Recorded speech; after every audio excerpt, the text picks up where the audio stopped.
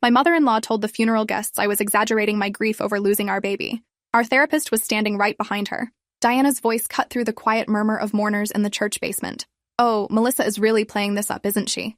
You'd think she was the only woman to ever lose a pregnancy. I had 2 miscarriages myself and I never made such a production of it. I stood frozen at the coffee station, my hand shaking so badly the creamer I was pouring missed my cup entirely and pooled on the table.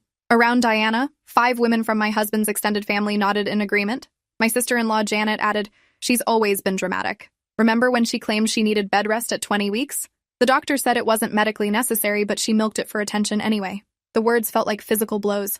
Our daughter Lily had been stillborn at 37 weeks, 3 days ago. We'd held her tiny, perfect body for 2 hours before they took her away. Her nursery sat complete and waiting at home. The funeral had just ended, and these women were discussing my grief as theater. Diana continued, "And poor Cameron has to deal with all of this emotional manipulation. She's barely let him out of her sight since it happened. The man needs space to grieve in his own way, but she's suffocating him with her neediness." Dr. Reina Osei stepped forward from where she'd been standing behind Diana's group. Her voice was calm but carried enough authority that the conversation stopped immediately. "Excuse me. I'm Dr. Osei, Melissa and Cameron's therapist. I've been treating them for the past 8 weeks, since they received Lily's diagnosis." Diana turned, her face flushing slightly but her expression defiant. "Oh, well, I'm sure you mean well, but family knows family. I've known Cameron his whole life. I know when someone is taking advantage of his good nature." Dr. Osei pulled out her phone and held it up. "I'm recording this conversation. What you just said constitutes emotional abuse toward a woman experiencing traumatic grief. I want you to understand that your statements are not only cruel, but medically harmful." She looked directly at Diana. "Melissa is not exaggerating her grief. She's experiencing acute perinatal bereavement following a full-term stillbirth. That's not the same as an early miscarriage, though all pregnancy loss is valid. Lily was a fully formed baby who died hours before delivery. Melissa went through labor knowing her daughter was already gone. She held her dead child and had to come home to a complete nursery. That's trauma on a scale you clearly don't comprehend." Diana's mouth opened and closed. Janet started to speak, but Dr. Osei held up her hand. "I'm not finished. Melissa has been in therapy specifically because of family dynamics that have undermined her mental health throughout this pregnancy. Your comments today are a continuation of a pattern I've documented extensively. You've questioned her pregnancy symptoms, her medical decisions, her parenting preparations, and now her grief. This isn't support. This is systematic invalidation designed to maintain control over your son and undermine his marriage." The other women in the group looked uncomfortable. One quietly slipped away. Diana straightened her shoulders. "How dare you presume to understand our family? I love my son, and I want what's best for him. If that means protecting him from a wife who uses tragedies to manipulate him, then yes, I'll speak up." Dr. Osei's expression hardened. "You just admitted to intentionally undermining your son's marriage, in front of a witness who is legally obligated to document threats to my patient's well-being." She turned to me. "Melissa, I think we should find Cameron. You don't need to be here for this." My legs felt like water, but I managed to nod. Dr. Osei guided me away from Diana's group, her hand firm on my elbow. We found Cameron in the sanctuary, sitting alone in a front pew, staring at the small white casket that still sat at the altar. He looked up when he heard us approach, and I saw the devastation in his eyes. "Mom's looking for you," he said quietly. "She wants to take us to dinner with the family. She thinks we shouldn't be alone tonight." Dr. Osei sat down on his other side. "Cameron, I need to tell you what your mother just said about Melissa." She recounted the conversation, including Diana's own words about protecting him from me. I watched Cameron's face change as he processed what he was hearing. The grief gave way to confusion, then to something harder. "She said Melissa was playing up the grief." His voice was flat, emotionless in a way that scared me more than anger would have. "She said that about our daughter's funeral?" Dr. Osei nodded. "She's been saying similar things to other family members. This is a pattern we need to address because it's affecting both of your healing processes and your marriage." Cameron stood abruptly and walked out of the sanctuary. Dr. Osei and I followed him back to the church basement where Diana was now holding court with a larger group, clearly spinning her version of events. Cameron walked directly to her and everyone went quiet. "Mom, we're leaving. Melissa and I are going home. We won't be joining you for dinner and we won't be taking your calls for a while." Diana's face crumpled into an expression of wounded confusion. "Cameron, honey, what's wrong? I'm just trying to help. You know I only want what's best for you." Cameron's voice stayed level, but I could hear the rage underneath. "What's best for me is supporting my wife while we grieve our daughter. Not listening to you tell people she's exaggerating her pain. Not having you undermine every decision we've made. Not watching you treat her grief as a performance." Diana reached for his arm. "Someone's been telling you lies about what I said. I would never hurt Melissa. She's family." Cameron pulled away. "Dr. Osei recorded you. She has documentation of months of your behavior. And right now, I believe her more than I believe you because I've seen what you do. I've seen how you talk to Melissa when you think I'm not listening. I've seen how you questioned every symptom she had during the pregnancy, every doctor's order, every preparation we made. I didn't want to see it before, but I can't ignore it anymore. Not today. Not at our daughter's funeral. The room was completely silent. Janet tried to intervene. Cameron, you're grieving. You're not thinking clearly. Your mother loves you, and she loves Melissa. She's just worried about both of you. Cameron turned to his sister. Were you there when Mom said Melissa was playing up her grief? Did you agree with her? Janet's face flushed. I just meant that sometimes Melissa can be a bit dramatic about medical things. Remember when she insisted on that specialist for the baby's heart condition, even though the regular OB said it was probably fine? That turned out to be unnecessary worry. Cameron's laugh was harsh and broken. That specialist diagnosed our daughter with hypoplastic left heart syndrome at 22 weeks. The regular OB missed it completely. That specialist gave us 8 extra weeks to prepare, to do testing, to make decisions about her care. That specialist is the reason we got to meet our daughter alive at all instead of finding out during delivery that something was catastrophically wrong. And you're calling that unnecessary worry? I watched Janet's face change as the realization hit her. She'd been told a completely different version of that story. Cameron continued, how many other things has Mom twisted to make Melissa look bad? How many times have you all judged her based on Mom's narrative instead of asking us directly? Diana's voice rose. I never lied about anything. I told the truth as I understood it. If I got some details wrong, that's not manipulation. That's just miscommunication. You're being incredibly unfair to me right now, Cameron. I just lost my granddaughter, too. I'm grieving, too, and you're attacking me at her funeral. Dr. Osei stepped forward again. Mrs. Garrison, you're attempting to center yourself in a grief that isn't yours. You're making your son's trauma about your feelings. That's a narcissistic response to a family crisis, and it's textbook emotional manipulation. Diana's face went white with rage. I don't know who you think you are, but you don't get to diagnose me or tell me how to feel about my own granddaughter's death. You're a therapist, not God. And frankly, I question your professionalism in inserting yourself into family matters. Dr. Osei remained calm. I'm here because Melissa called me during the funeral. She was having a panic attack in the bathroom and needed emergency support. That's within my professional scope. What happened afterward, with me overhearing your conversation, was simply chance. But now that I have witnessed your behavior directly, I have an ethical obligation to address it.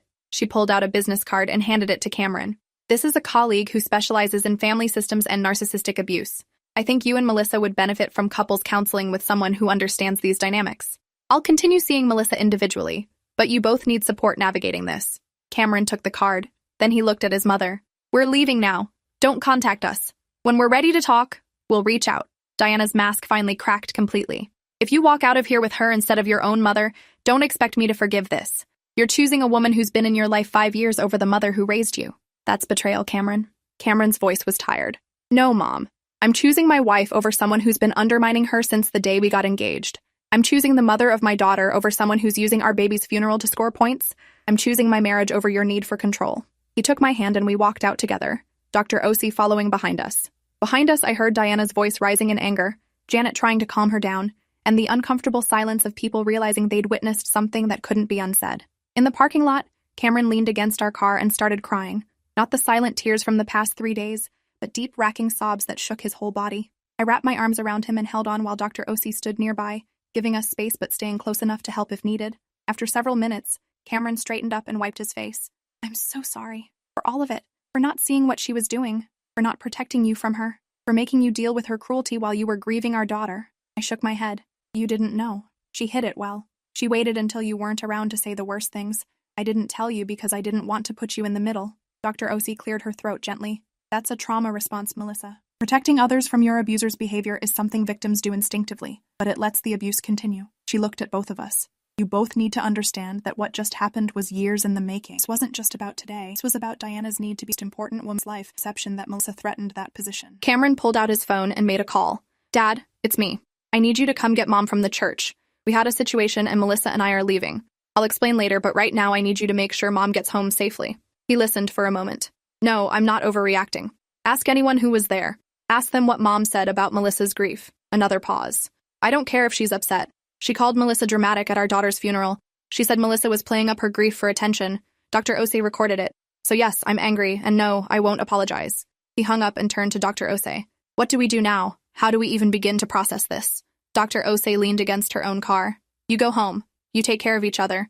You focus on grieving Lily without the weight of Diana's judgment. Tomorrow or the next day, you call the family therapist I recommended. You start rebuilding your marriage without Diana's interference. And you accept that some family relationships may be permanently damaged by standing up for yourselves. She paused. Diana will not apologize. She'll find ways to make herself the victim. She'll tell people you overreacted. She'll recruit family members to her side. You need to be prepared for that. Cameron nodded slowly. What if they all choose her? Dr. Osei's expression was compassionate but honest. Then you'll know who really supports your marriage and who's been enabling her behavior. Sometimes the healthiest thing you can do is let toxic people go, even when they're family. We drove home in silence. The house felt wrong when we walked in. Everything was exactly as we'd left it 3 days ago when we went to the hospital for what should have been a routine appointment. Lily's nursery door was closed. Neither of us had the strength to open it yet. Cameron's phone started ringing almost immediately. His father, then his sister, then various aunts and uncles. He silenced them all. My phone buzzed with a text from Dr. Osei. I'm available if either of you needs to talk tonight. Don't hesitate to call. What happened today was traumatic on top of trauma. Be gentle with yourselves. I showed Cameron the message and he nodded. We ordered food we didn't eat and sat on the couch in the dark. Around 9, someone knocked on our door. Cameron looked through the peephole inside. It's my dad. He opened the door to find Frank Garrison standing on our porch with a casserole dish and an expression of deep discomfort. Your mother is very upset. She's saying you accused her of terrible things in front of everyone at the funeral. Janet says you were cruel to her. I need to understand what actually happened. Cameron let him in, but didn't offer him a seat. Dr. Osei recorded Mom saying that Melissa was exaggerating her grief and playing up the tragedy for attention. She said it to a group of women at Lily's funeral. When Dr. Osei confronted her, Mom doubled down and said she was protecting me from Melissa's manipulation. Frank set down the casserole. Your mother is grieving too, Cameron. She loved that baby. She's not thinking clearly. Cameron's voice went cold. Don't make excuses for her. She's been undermining Melissa for years and you've let it happen because it was easier than confronting her. Frank's face flushed. That's not fair. I've always tried to keep the peace. Family harmony matters. Cameron laughed bitterly. Peace for who, Dad? Because Melissa hasn't had peace. She's had years of subtle criticism, of having her decisions questioned, of being made to feel inadequate, and you've watched it happen and done nothing because Mom's easier to deal with when she gets her way. Frank looked at me for the first time. Melissa, is this true? Has Diana really been that hard on you? I wanted to say no, to smooth things over, to protect Cameron's relationship with his father, but I was too tired for diplomacy, and too raw from grief. Yes, since before we were married, she's questioned every choice I've made. She told me I wasn't good enough for Cameron when we got engaged. She criticized my career, my clothes, my housekeeping, my cooking. When I got pregnant, she told people I'd trapped Cameron with a baby. When we found out about Lily's heart condition, she said I must have done something wrong during pregnancy to cause it. And today, at our daughter's funeral, she told people I was exaggerating my grief for attention. Frank sat down heavily on our coffee table. I didn't know it was that bad. Cameron sat next to me on the couch. You didn't want to know, because knowing meant you'd have to do something about it. It's easier to believe Mom when she says Melissa is too sensitive or I'm overreacting. Frank was quiet for a long moment. What do you want me to do? Cameron's answer was immediate. I want you to tell Mom her behavior is unacceptable. I want you to stop making excuses for her. I want you to support my marriage instead of her need to control my life. And I want you to understand that Melissa and I need space right now. We just lost our daughter and we can't handle family drama on top of that grief. Frank nodded slowly. Your mother is going to see this as me choosing sides. Cameron's voice softened slightly. Then maybe it's time to choose, Dad. Because right now she's asking you to choose between enabling her abuse and supporting your son's marriage. There's a right answer there. Frank stood up. I'll talk to her. I can't promise she'll listen, but I'll try. He looked at me again. Melissa, I'm sorry. I should have paid better attention. I should have protected you from her. After he left, Cameron and I sat in the dark again. Do you think he'll actually talk to her? I asked. Cameron shrugged. Maybe, but it won't change anything. Mom doesn't think she does anything wrong. She'll convince herself we're the problem, or Dr. Osei poisoned us against her, or I'm having a breakdown from grief. She'll find a narrative where she's the victim. He was right. By morning, Cameron's phone was full of messages from family members. Some were supportive. His cousin Rebecca texted, I've been waiting years for someone to stand up to your mom. Good for you. His uncle David called to say he'd witnessed Diana's behavior for decades and was glad Cameron was finally seeing it. But most messages were critical. Janet sent a long text about how grief was making Cameron irrational, and he was destroying the family over a misunderstanding. Diana's sister, Aunt Paula, left a voicemail calling us ungrateful and saying Diana had sacrificed everything for Cameron and deserved more respect. Cameron's phone rang around noon. He looked at the caller ID and showed it to me. Diana, he answered on speaker. What do you want, Mom? Diana's voice was thick with tears. Cameron, please. I'm so sorry if I said something wrong. I was grieving and not thinking clearly. I never meant to hurt Melissa. You have to believe me. I love you both and I loved Lily so much. Please don't cut me off over this. Cameron's jaw tightened. You're not sorry you said it. You're sorry I found out about it. There's a difference. Diana's tears turned to anger quickly. Dr. Osei has poisoned you against me. She's a stranger who doesn't know our family. She's using your grief to drive a wedge between us. Can't you see that? Cameron looked at me, and I saw him make a decision. Mom, I'm going to say this once. What you said at the funeral was cruel. What you've been saying about Melissa for years is emotional abuse. Dr. Osei didn't poison me against you. She just helped me see what's been happening all along. I'm not cutting you off forever, but I am setting boundaries. You need to respect my marriage and stop undermining Melissa. Until you can do that, we need distance. Diana's voice went cold. Fine. Choose her over me. But don't come crying when that marriage falls apart because you've made her the center of your world instead of maintaining proper family balance. I raised you better than this. She hung up. Cameron stared at his phone. Proper family balance. That's what she calls it when I prioritize her feelings over my wife's well-being. He threw the phone on the couch. I can't do this right now. We just buried our daughter. I don't have the energy to manage my mother's feelings. I took his hand. Then don't. Let's just focus on us and on grieving Lily. The family stuff can wait. We spent the rest of the day in Lily's nursery, finally opening the door and sitting among the things we'd prepared for her. The crib with its mobile of stars and moons, the rocking chair where I'd planned to nurse her, the bookshelf full of children's books we'd collected. Cameron picked up a stuffed elephant that had been mine as a child. I wanted to give this to her. I wanted to tell her it had protected her mom, and now it would protect her. He started crying again, and I held him while we sat on the floor surrounded by dreams that would never happen. My phone buzzed with a text from Dr. Osei. Checking in. How are you both holding up? I texted back. We're in the nursery. It's hard, but we're together. Her response came quickly. That's good. Being able to grieve together is crucial. I'm here if you need to talk. 3 days later, we had our first appointment with Dr. Marcus Rivera, the family therapist Dr. Osei had recommended. His office was warm and comfortable. Nothing like the sterile medical offices we'd been spending so much time in. He was in his 50s with kind eyes and an immediate sense of calm competence. Dr. Osei briefed me on your situation, but I'd like to hear your perspective. Tell me what's been happening. Cameron and I took turns explaining. The years of subtle undermining, the pregnancy complications, Diana's reaction to Lily's diagnosis, the funeral confrontation. Dr. Rivera listened without interrupting, taking occasional notes.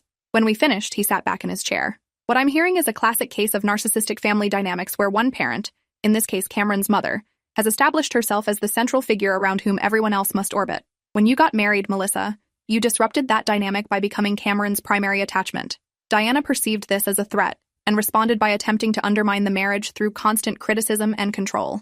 Cameron leaned forward. How do I fix this? She's still my mother. I don't want to lose my whole family over this. Dr. Rivera's expression was compassionate but honest. You may not be able to fix it. People like Diana rarely change because they don't believe they're the problem. What you can do is establish boundaries that protect your marriage and enforce consequences when those boundaries are violated. He pulled out a worksheet. Let's start by identifying what boundaries you need. What behaviors are you no longer willing to accept? We spent the next hour mapping out boundaries. Diana couldn't criticize me or our marriage. She couldn't give unsolicited advice about our personal decisions. She couldn't triangulate by talking about us to other family members instead of directly to us. She had to respect our decisions about contact and communication. Dr. Rivera helped us script the conversation where we'd present these boundaries. The key is being specific, calm, and prepared to enforce consequences. Diana will likely test every boundary. She'll push back, play victim, recruit others to pressure you. You have to be ready for that. Cameron looked overwhelmed. What if the whole family sides with her? What if I lose everyone? Dr. Rivera met his eyes. Then you'll learn who really supports healthy relationships and who's been enabling dysfunction. It's painful, but sometimes that clarity is necessary for healing. He paused. You're also grieving a massive loss. Lily's death, dealing with Diana's behavior, setting boundaries with family, that's all happening at once. Be patient with yourselves. Healing isn't linear and you'll have setbacks. We scheduled weekly appointments and left with homework. Write the boundary letter to Diana together. Identify which family members we could trust, and take time each day to grieve without the distraction of family drama. That evening, we drafted the letter. It took 3 hours and multiple revisions to get the tone right, firm but not cruel, clear but not aggressive. We laid out specific boundaries and specific consequences. If Diana violated boundaries, we would end the conversation or visit immediately. If she triangulated by talking about us to other family members instead of to us, we would reduce contact further. If she recruited family members to pressure us, those family members would also be put on limited contact. Cameron wanted to soften some of the language, but Dr. Rivera had warned us about that. Narcissists are experts at finding loopholes. Your boundaries need to be crystal clear with no room for interpretation. We emailed the letter on a Friday evening. By Saturday morning, Cameron's phone was exploding. Diana had forwarded our email to the entire extended family with her own commentary about how we were being cruel and cutting her off over nothing. She'd positioned herself as a grieving grandmother being punished for caring too much. Janet called first. Cameron, this letter is insane. Mom is devastated. She's been crying all night. How can you do this to her? Cameron took a deep breath, using the techniques Dr. Rivera had taught us. Janet, the letter outlines behaviors that need to change. If Mom is upset, it's because she's realizing she can't continue treating Melissa the way she has been. Janet's voice rose. You're rewriting history. Mom has always been supportive of your marriage. She's bent over backward to welcome Melissa into the family.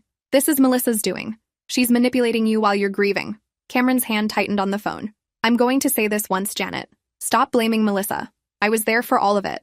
I saw Mom's behavior even when I didn't want to acknowledge it. The boundary letter isn't negotiable. If you want to be part of our lives, you need to respect our marriage and stop enabling Mom's behavior. Janet was quiet for a moment. You're going to regret this. When your marriage falls apart because you've isolated yourself from everyone who really loves you, don't expect us to pick up the pieces. She hung up. Cameron looked at me with exhausted eyes. She's never going to understand. None of them will. His father called an hour later. Cameron, your mother is a wreck. She can barely get out of bed. This letter broke her heart. I know you're grieving and you're angry, but this is too far. She's your mother. You owe her more than this. Cameron put the call on speaker. Dad, did you read the letter? Did you see the specific behaviors we're asking her to stop? Frank sighed. I did. But son, you're asking her to fundamentally change who she is. She's opinionated and involved because she cares. That's just her personality. Cameron closed his eyes. No, Dad. Caring is supporting our decisions even when she disagrees. Caring is respecting Melissa's feelings. What Mom does is control and manipulate disguised as concern. And you're enabling it. Frank's voice got defensive. I'm not enabling anything. I'm trying to keep this family together while you tear it apart over grievances that could be resolved with a simple conversation. Cameron's voice was hollow. We tried conversation for 5 years. Mom doesn't listen. She doesn't change. She just gets better at hiding her behavior and recruiting people to her side. The boundary letter is our last attempt at having any relationship with her. If she can't respect these basic requirements, then we don't have a relationship. Frank made a frustrated sound. You're throwing away your family over this therapist's advice. Dr. Osei barely knows you, and she's convincing you to burn bridges. Cameron's anger finally broke through. Dr. Osei saved Melissa's life. Melissa was having suicidal thoughts after we lost Lily because on top of grief, she was dealing with Mom's constant undermining. Dr. Osei is the reason my wife is still alive. So yes, I'm listening to her advice over yours because her advice actually prioritizes Melissa's well-being instead of Mom's feelings. The line went silent. Frank's voice, when he spoke again, was shaken. Melissa was suicidal? Why didn't you tell us? Cameron looked at me and I nodded permission for him to answer. Because you would have found a way to blame her or minimize it. Because Mom would have used it as evidence that Melissa is unstable. Because I couldn't trust any of you to respond with compassion instead of judgment. Frank was quiet for a long moment. I need to think about all of this. I'll call you later. He hung up. Cameron dropped his phone on the couch. Did I do the right thing? Telling him about the suicidal thoughts? I took his hand. Yes. They needed to understand the stakes. This isn't about hurt feelings or family drama. This is about my survival and our marriage. The truth was, those first weeks after Lily's death had been dark. I'd thought about how easy it would be to just stop existing, to not have to carry this weight of grief while also managing Diana's cruelty. Dr. Osei had helped me see that the suicidal thoughts were a trauma response to compounded grief and abuse. She'd gotten me through the darkest moments and helped Cameron understand how to support me. 2 days after we sent the boundary letter, Diana responded with her own email. It was masterful in its manipulation. She apologized for anything I may have done to hurt your feelings without acknowledging specific behaviors.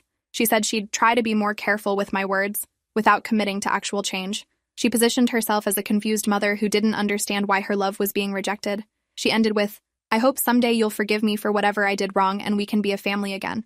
Cameron read it aloud and then looked at Dr. Rivera during our therapy session. Is this what you meant by narcissists don't actually apologize? Dr. Rivera nodded. That's a textbook non-apology. Notice how she never admits to specific wrongdoing. Notice the passive language that makes it sound like you're being overly sensitive. Notice how she's already positioning herself as the victim who's been wronged. This tells you she hasn't understood anything from your letter. Cameron crumpled the printed email. So what do I do? Dr. Rivera leaned forward. You enforce the boundaries you set. Diana's response shows she's not willing to change, so you maintain limited contact with clearly defined rules. You don't engage with her attempts to manipulate. You focus on building your life with Melissa without Diana's interference. Over the next month, we settled into a new normal. Cameron spoke to his father occasionally, but conversations were tense and carefully neutral. Janet stopped calling entirely. A few cousins reached out with support, but most of the extended family sided with Diana. We got used to seeing social media posts from family gatherings we weren't invited to. We learned to recognize Diana's flying monkeys, family members she'd sent to pressure us into reconciliation on her terms. Cameron's grief over losing his family compounded his grief over losing Lily. Some days he'd break down crying about missing his mom. Other days he'd rage about the years of manipulation he'd excused. Dr. Rivera helped him understand both reactions were valid. My grief was different. Losing Lily was a physical ache that never completely left. But losing Diana and most of Cameron's family felt more like relief mixed with guilt over feeling relieved. Dr. Osei helped me work through the complicated emotions of grieving a baby while simultaneously escaping an abuser.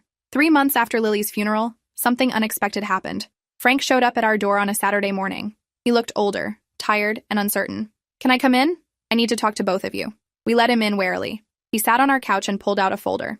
"I've been doing a lot of thinking since the boundary letter. I've been seeing my own therapist to process everything. And I've been going through old journals and photos trying to understand how I missed what was happening." He opened the folder and pulled out a journal. "This is from when Cameron was 10. Your mother and I had a big fight because I thought she was too hard on you. She'd criticized your teacher in front of you, undermined your confidence, made you feel like you couldn't do anything right. I wrote that I was worried about her behavior but didn't know what to do." He pulled out more pages. "Here's an entry from when you were 15. Diana got into a screaming match with your girlfriend's mother because she didn't think the girl was good enough for you. I wrote that I needed to set boundaries with Diana, but then I didn't do it because it seemed easier to let it go." Frank looked up at us with tears in his eyes.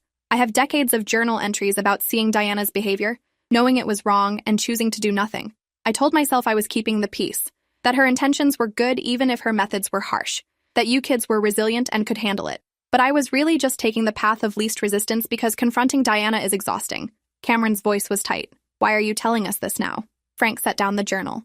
"Because I finally understand what you've been trying to tell me. Diana doesn't just have strong opinions. She's abusive. She's been abusive to Cameron for his entire life, and then transferred that abuse to Melissa when she threatened Diana's control. And I enabled every bit of it, because I didn't want to deal with the consequences of standing up to her." He looked at me directly. "Melissa, I'm sorry. You deserved a father-in-law who protected you from Diana instead of making excuses for her. You deserved support, especially during the pregnancy and after losing Lily. I failed you. I didn't know what to say." Frank continued. "I'm not asking you to forgive me or to let Diana back into your lives.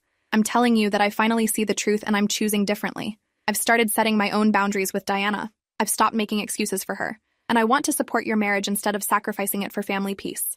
Cameron looked skeptical. "Mom's okay with this?" Frank laughed bitterly.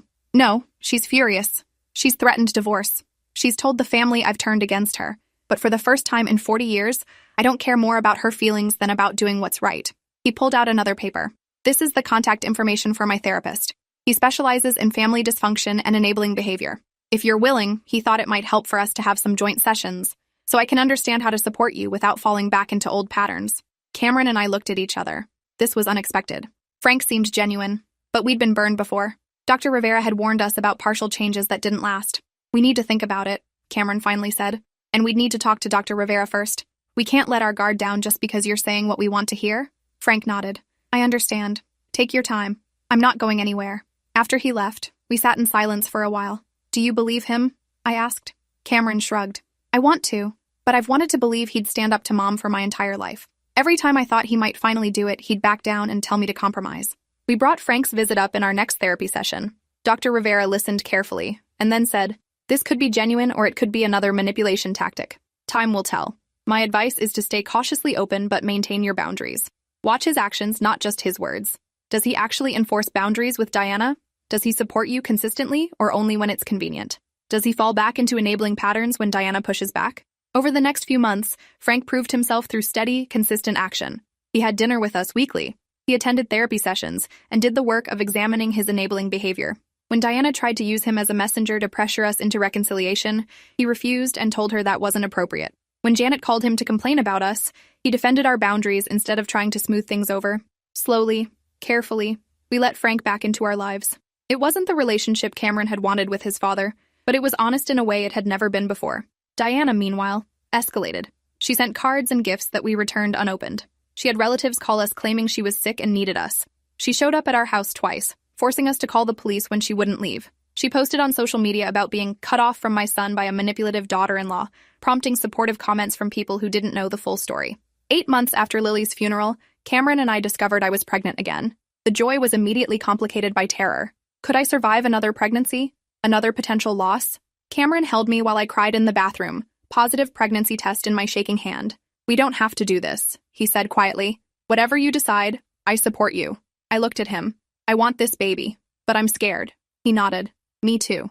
We told Dr. Osei first. She helped us process the complicated feelings and connected us with a high-risk OB who specialized in pregnancies after loss. We told Frank, swearing him to secrecy because we weren't ready for Diana to know, and we waited until 12 weeks to tell anyone else. The pregnancy was carefully monitored, frequent ultrasounds checking heart development. At 20 weeks, our son's heart was perfect. Cameron cried during that ultrasound, relief and grief mixing together. We named him Oliver, and this time the nursery stayed packed up until we brought him home alive. Diana found out about the pregnancy through family gossip when I was 6 months along. She immediately called Cameron demanding to be involved, insisting she had a right to her grandson, claiming she'd changed and deserved a second chance. Cameron, with Dr. Rivera's support, held firm. When Oliver is born, we'll consider supervised visits, but right now we need to focus on having a healthy pregnancy without your stress. Diana escalated to threats. She'd sue for grandparents' rights. She'd tell everyone we were keeping her grandson from her. She'd make sure the whole family knew what terrible people we were. Cameron hung up on her and we contacted a family lawyer just in case. Oliver was born healthy at 39 weeks, screaming and perfect. We spent 3 days in the hospital falling in love with him, terrified every time he slept that we'd wake up to another tragedy. But he kept breathing, kept eating, kept being alive. Frank met Oliver when he was a week old, holding his grandson with tears streaming down his face.